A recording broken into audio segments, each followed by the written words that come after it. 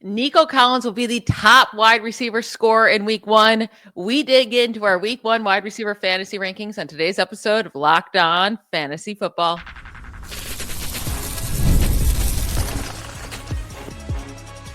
You are Locked On Fantasy, your daily NFL fantasy podcast. Part of the Locked On Podcast Network, your team every day. Welcome into the Locked On Fantasy Football podcast. Thank you for making us your first listen every day. I'm one of your co-hosts, Michelle Magdziuk, and when I'm not doing this, I'm a researcher and fantasy analyst with NFL Network. And I'm your other co-host, Vinnie Iyer. When I'm not doing this, I'm writing about NFL fantasy and betting for sportingnews.com. We continue to inch closer and closer to week one, to the season starting. We got a game tomorrow night on Thursday night. Super pumped for that. But we got to get our lineup set first. And we've already gone through our running back positional rankings for week one. We are going to go through all of our wide receiver rankings for week one and then get to quarterbacks and tight ends on tomorrow's show. Before we get started, I want to let you know that this episode is brought to you by Mazda. Just like there's more to every player, more dedication, more attention to detail, there's more to Mazda vehicle. Stay tuned later in this episode for highlights in this week's Moving the Game Forward. All right, let's hop right into these rankings. Now, for our top 12 wide receivers, of course, we have a lot of the same guys in there, and even right at the top, like Jamar Chase, Justin Jefferson, most of these guys we're talking about, right, in these top 12, you're starting them no matter what. But we want to give you our insight on what they think they'll do in week one. And you have Chase and Jefferson 1 and 2. I have Chase and Jefferson 2 and 3 with Nico Collins at number 1. And now you have Nico Collins at number 3. So you also love him this week against the Rams. I just think right now Nico Collins is this entire Texans offense, right? I mean, we fully expect him to get a ton of targets early on in the season while the youngins come along. They don't really have a running game that we can trust right now. And the Rams last season allowed 20 receiving touchdowns to wide receivers. That was tied for the fourth most in the league. I just think he's going to ball out the whole season, but especially in this matchup against the Rams. Yeah, and the Rams are going to win up front. I'm just going to say this. The offensive line, defensive line matchup is not very good, but I figure the Rams could also be controlling the action. Let's think about that as well, where the Rams could dictate terms in this game. It's in Los Angeles, so you'd think the C.J. Stroud offense is going to have to pass. There's some uncertainty about the running game as well. With Nick Chubb taking over, how much juice does he have left behind that? New look offensive line, how much are they going to facilitate his running? So C.J. Stroud is going to get the ball out a lot quickly. Look, there's Christian Kirk underneath. He could go there, Dalton Schultz, but he's not going to trust those guys. And Nico Collins is a complete enough receiver where he should dominate the target volume in this game on the road. So, and it's a fine environment. We know SoFi Stadium. There's going to be no issues with the weather, anything like that. So I love Nico Collins. I mean, these guys in general, we're ranking them close to where their season ranks are, right? Because this is why you did it. They're so talented. They can come through. This is just tweaking it a little bit based on the matchups. But Nico Collins, no doubt, a good play. Another player I think we're stronger on in general, I know you have him a little bit higher, is A.J. Brown all the way at 4. I've got A.J. Brown at 7. This is going to the matchup with the Cowboys and Eagles on Thursday night. Deron Bland just got a contract extension, but there's no Micah Parsons. Why do you like Brown so much this week? And I guess I have him pretty high too. Yeah, I mean, it did come out that Trayvon Diggs will play in week one.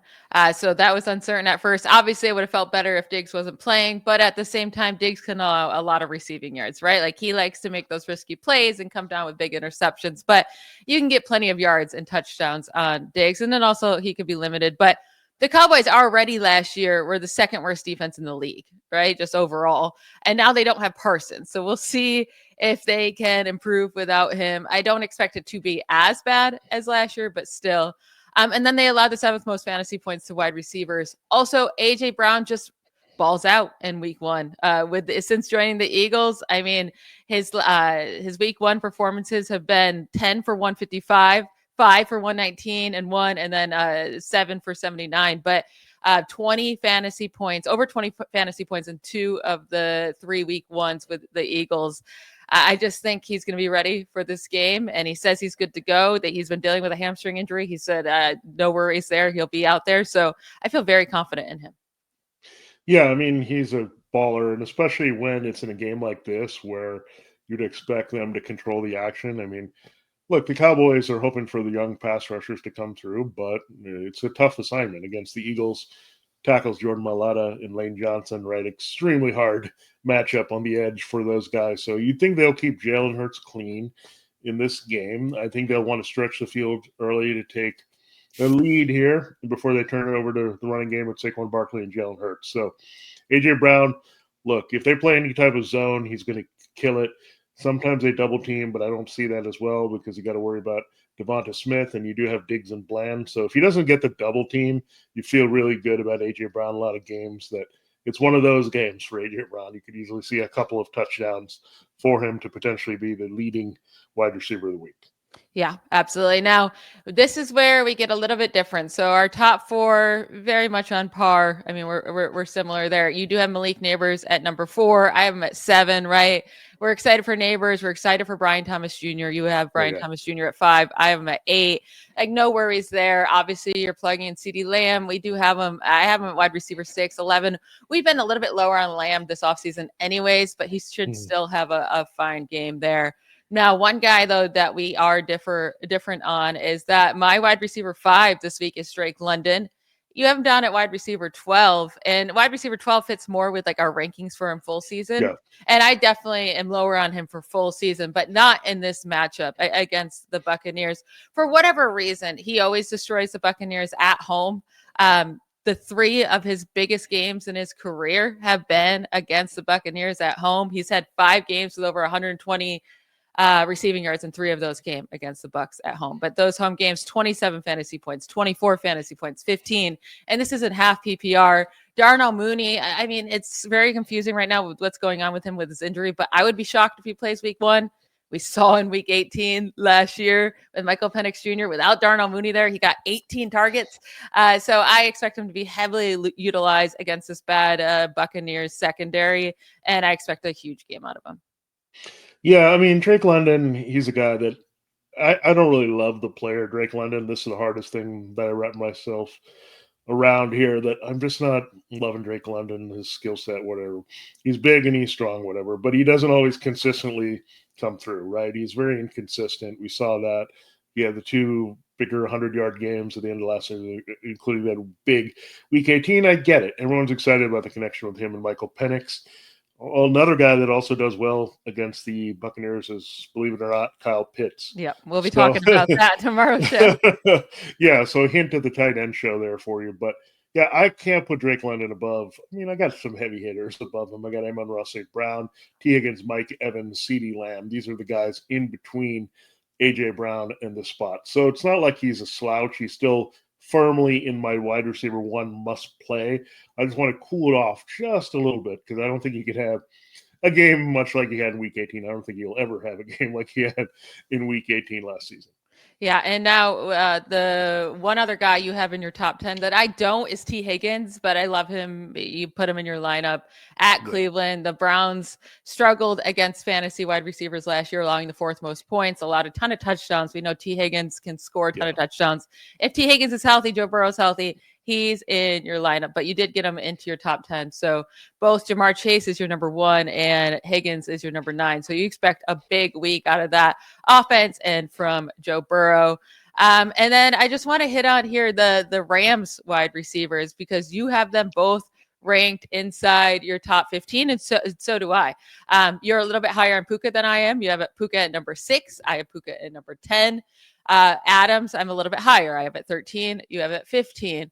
I'm wondering if we have the wrong wide receiver ranked ahead, though, because the Texans do have a really good pass defense, right? But the one area they really struggled last year was allowing a ton of touchdowns through the air. 21 touchdowns to wide receivers, second most. And it all depends on Derek Stingley, right? Is he going to be on Puka? Is he going to be on Adams? Maybe a little bit of both. But we know Adams is a better touchdown guy. So I'm just wondering if we're higher on the wrong guy. Yeah, I think Puka is a hard guy to put any lower than right up there, right? I mean, it's just hard because he can take over a game, and he really rarely has bad games. I mean, if he's going to get the volume, he's going to come through.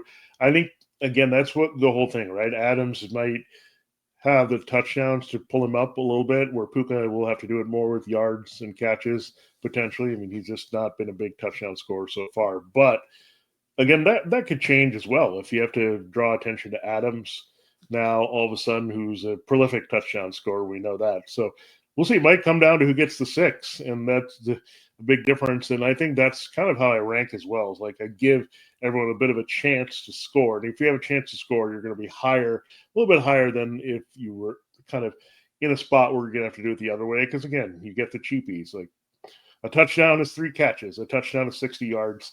That is a way to get there a lot faster. And it still counts in fantasy, folks. So if you think a guy can score and you're facing a team that gives up efficient red zone targets, such as the Texans, that could also pay off in your favor. Yep, absolutely. To close out this top 12 here, we both have Mike Evans in our top 12. You have him at 10. I have him at 11.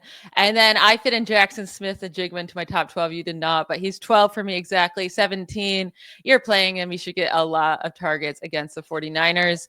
And it all depends on where he's lined up against. Is it Diamador Lenore in the slot? You know, it might be a little bit more difficult, but I still expect him to have a really solid game. We're going to get through the rest of our wide receiver rankings right after we hear from a couple of our sponsors. This is Mazda's Moving the Game Forward, brought to you by those who believe it's not just about playing the game, it's about redefining it. Because these moments do more than win. They push what's possible. They remind us to go that extra yard, shift into that extra gear, and keep moving the game forward. I remember when Mike Evans hit 1,000 receiving yards on his last catch of the season last year to keep his 11-year streak alive of 1,000+ yards. That's the type of play that keeps fans and players alike moving forward, always chasing the next great moment. When you follow what moves you, the unexpected is only the beginning. And just like there's more to every highlight, there's more to a Mazda vehicle. Mazda, move and be moved. This episode is also brought to you by Supply House. When the opening whistle blows on a new repair, get your crew moving forward with Supply House. Order today and see parts on your doorstep tomorrow. Over 280,000 plumbing, HVAC, and electrical items from the most trusted brands in the business. Their real-time inventory and honest lead times keep you from punting projects, while their industry-leading customer services always has your blind side covered. Need parts fast for projects? Supply House has next-day delivery. Talk about a game changer. Their trade master perks like priority shipping and dedicated support make the whole process smoother. Join the free Trade Master program today and score serious perks like priority shipping, lower prices, and a dedicated support line. Visit supplyhouse.com to sign up for a free and use promo code SHCollege5, SHCollege5 for 5% off your first order. That's supplyhouse.com. Real people, real services. All right, let's continue our wide receiver rankings. I was shocked by this one, Vinnie. I'm not going to lie. So we're getting outside of our top 12, getting into the wide receiver 2 range. You know, those wide receivers 13 through 24. You have Marvin Harrison Jr. at wide receiver 13 against the Saints. I'm at wide receiver 19, and it's just because I need to see it before I believe it, right? Like I already saying wide receiver 19 is better than what he did in almost all weeks last season by a lot, right?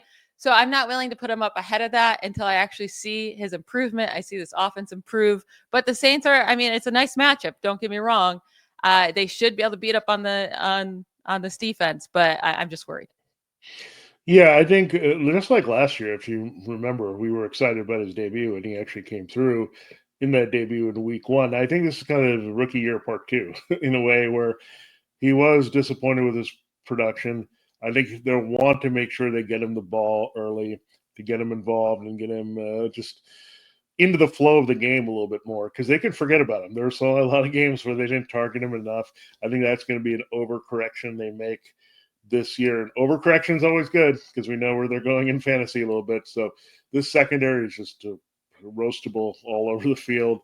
And Kyler Murray should have some success here. I think he'll be okay, well protected to throw downfield and make some plays with Harrison. And again, Harrison wants to prove himself. I mean, for his dad's name, whatever, he wants to prove because the hype didn't come there. And he's noticed it, right? He's seen Malik Neighbors and Brian Thomas Jr., like where they're at and what they're doing. So he wants to join that group. And I think you'll hopefully see him start with a bang so we can feel confident about him going forward.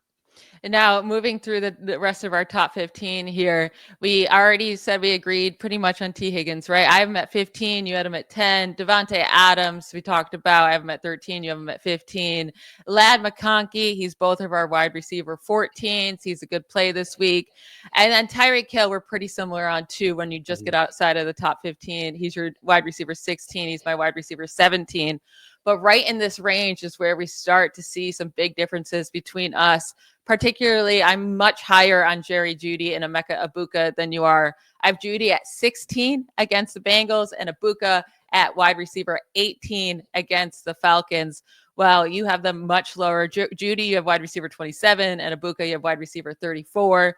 With Jeudy, I just think he's going to get a ton of targets in a game. They're going to have to pass a ton against the Bengals, and Joe Flacco knows how to target his main guy and deep pass. And we saw his breakout at the end of last season. I mean, he was a top 17 fantasy wide receiver in 4 of the last 8 games of the season, top 22 in 6 of the last 8. So I think he's a really solid play this week. And with Egbuka, I mean, he's just necessary. McMillan's on IR. Godwin's not expected to play. K-Don, we'll see if he can play. But the Falcons allowed the second most fantasy points to wide receivers last year. And last year, when we saw McMillan play across from Mike Evans and was necessary to get the targets, he was a top 20 fantasy wide receiver in each of the last 5 weeks of the season playing across from Evans. And I think Egbuka is more talented than Jalen McMillan. So I think Egbuka has a great week 1 right off the bat. Yeah, I mean, I'm playing a little bit safe on the rookies in general. I probably will rank them lower than I will the rest of the season. I want to see a little bit more. I know Buka's had a lot of hype, and deservedly so, as a necessary number 2 and all that. But I want to see, again, another twist has happened for the Bucs that I did not want to see, is that Tristan Wirfs is hurting. So that's not always good to hear right ahead of your quarterback taking the field in this matchup. But yeah, I like Egbuka. I'm just going to say this could also be a big Mike Evans game where he could dominate against the Falcons. I don't know how much volume Egbuka is going to get. So that's only my pause. With Jerry Jeudy, like, is it going to be just a heavy David Njoku game? I don't know. They're going to have to pass, but maybe the Bengals will allow them to be competitive and try to run a little bit with Jerome Ford. So I don't know. Like, Jerry Judy's like, I'm kind of putting him where I would have taken him in season long. And he's not a guy that, I bump up to say, oh, here comes the upside. But I could definitely see why you did that in this matchup because, again, it's really good. The Bengals defense still kind of stinks all over, and that should help any of these Browns players. But I do really like David Njoku this week. We'll talk about that as well. But Jeudy and Njoku, basically the only targets that Joe Flacco can really trust on this team. Now, Garrett Wilson's your wide receiver 18, a little bit different. I'm a little bit lower at wide receiver 23. Tough matchup against the Steelers, but he should see a ton of targets. We're similar on Terry McLaurin. You have him at 19. I have him at 21. We're exactly the same on Cortland Sutton, both at wide receiver 20 in that matchup against the Titans. Now, I want to discuss Tetairoa McMillan here because you have him as your wide receiver 21 in his first game in the NFL against the Jaguars. I have him ranked 28, so it's not that too far off. But, it's a nice matchup against the Jaguars for sure. Allowed the 3rd most fantasy points to wide receivers. The whole worry is just the unknown of being a rookie, right? And how good will Bryce Young look this year and how many targets will McMillan see right off the gate? Yeah, the Jaguars are basing a lot. Obviously, we're looking at their past defense thinking from last year. The interesting thing is Travis Hunter, sure, is in there, but there's a lot of uncertainty of how many snaps he's going to get both defensively and offensively in his debut. So that could be a bit of a break to get the Jaguars team before like Hunter's kind of established as a regular corner on this team. But McMillan and Hunter have seen each other, and McMillan has kind of owned Hunter.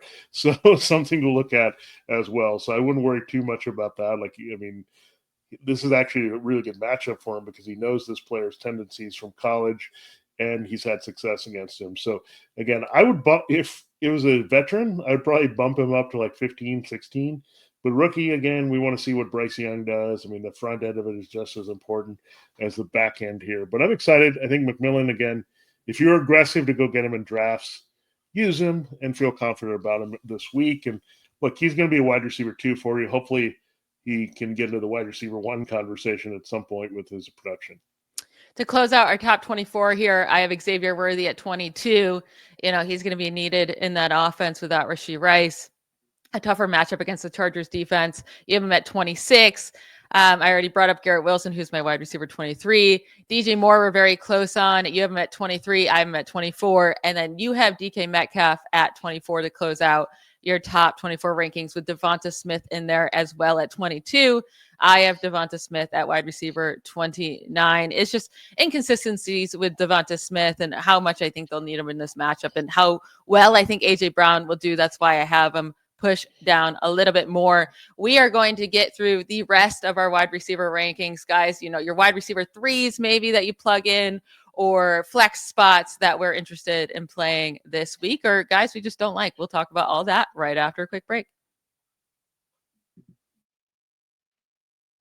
This episode is presented by Yahoo Fantasy.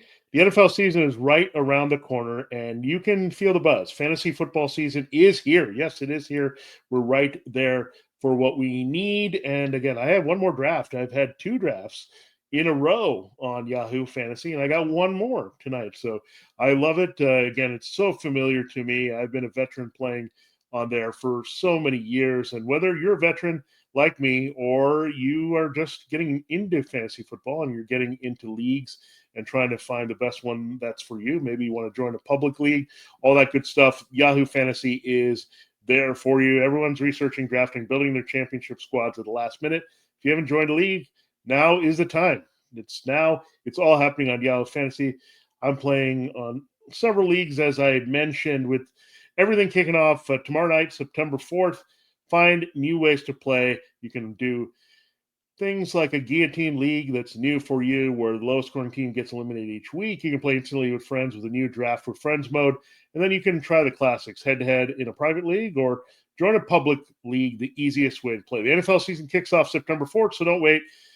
Start and draft your league now. Draft now at yahoofantasy.com/LockedOnNFL. That's yahoofantasy.com/LockedOnNFL. This episode is also brought to you by FanDuel Sportsbook.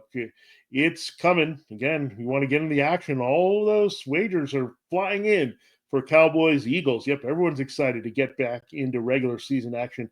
FanDuel is making sure you're ready for kickoff with a can't-miss offer. Right now, new customers can bet just $5, and if your bet wins, you'll get $300 in bonus bets to use right across the app. FanDuel makes every game more exciting, whether you're watching your team or just keeping an eye on your fantasy lineup and what they do with their props and odds in their games with their teams. It's quick, easy, and the best way to add a little bit more energy to Sundays, Mondays, Thursdays, any day that you're playing with the NFL. So are you ready to play? Download the FanDuel app now by visiting FanDuel.com to get started. That's FanDuel.com to place your first $5 bet and get started today only on FanDuel. All right, Michelle, it is time to close the show here and looking at some of our back-end wide receiver rankings here. These are guys that you can find as sleepers, make your wide receiver 3 decision. Now, we've talked a lot about Ricky Pearsall, and we're excited about him. And we both have him as a play that you should have as a wide receiver 3. I'm lower on him at 33. You have him at 25. What do you like about the Seahawks matchup? Pretty favorable here this week for year 2. Yeah, it's just the fact that I love Ricky Pearsall this year, and I think he's going to be targeted a ton. And I think 25 might be too low for him. I mean, last year in the only games he actually was involved where he saw 6 or more targets, he finished as the wide receiver 9, wide receiver 8, and wide receiver 14. The Seahawks allowed the 12th most points to wide receivers last year, so I'm not worried about the matchup. I think the 49ers have a good offensive game.